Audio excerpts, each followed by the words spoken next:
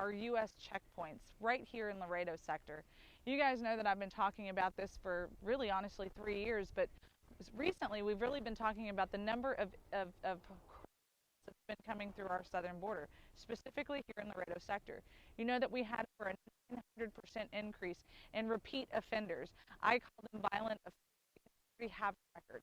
These people really don't care, because if they cared about law and order, they wouldn't be on our shores illegally entering. So we've got to take a really hard look at this. We know that this is the part of the human smuggling triangle.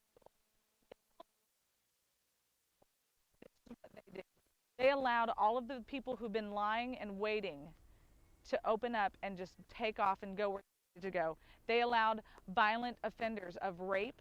They've allowed violent offenders of murder. They've allowed violent human trafficking, drug trafficking, ammunition, and weapons trafficking, all to go right into the United States of America. The I-35 corridor starts right here at this bridge, and it goes all the way to the Canadian border. This is what's happening on our shores. This is what we've been warning was going to happen. We knew that the Biden would happen, and we kept trying to warn you guys.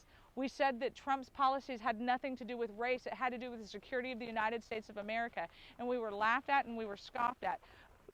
Cuellar specifically said that we really don't even have that big of a problem. Nothing new is going on down here. Even today, Sheriff Cuellar has been talking about how we still don't have a problem here in Laredo, here in Webb County. We know that that's a lie. Here in Webb County, here in Laredo, Texas, is now 100% become an open crisis to the United States of America. We said it was starting here, and now it's proof that it's going all the way through. They just let over 10,000 Haitians come into Del Rio. Del Rio is just a couple-hour drive right up the road right here from Laredo. We're having a problem. Openly calling on the Biden administration to stop this chaos. End it now. And they have administration to support the Biden administration, Democrat or Republican, who is blocked, who have talking about this. Anybody who's been doing this is 100% to blame.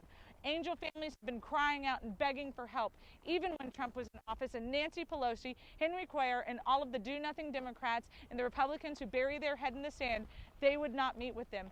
My fear is that we're going to have more Angel families on our shores. What about the fentanyl families? What about all of the drugs that are coming through our shores and through our doors? Just in Starr County, our sister county right down the road here, they had a raid where the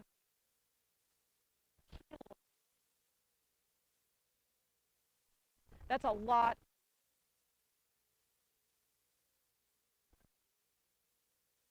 Our border politicians are bought and paid for by the cartel. I've been saying it.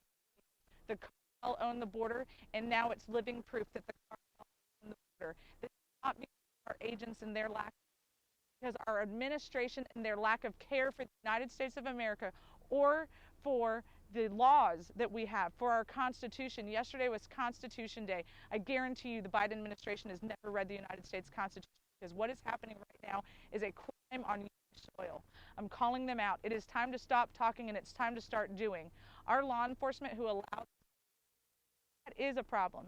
And you guys know that you swore an oath to the Constitution to protect the United States of America from enemies foreign and domestic. It is now here. The war that we prayed would never reach our soil is going to be here. There are weekly, daily, monthly mass murders and killings across the river. And the Border Patrol and our sworn law enforcement are sworn to protect us from this. This open borders administration that the Biden administration has allowed to go on has made it so that that war is no longer going to be on foreign soil.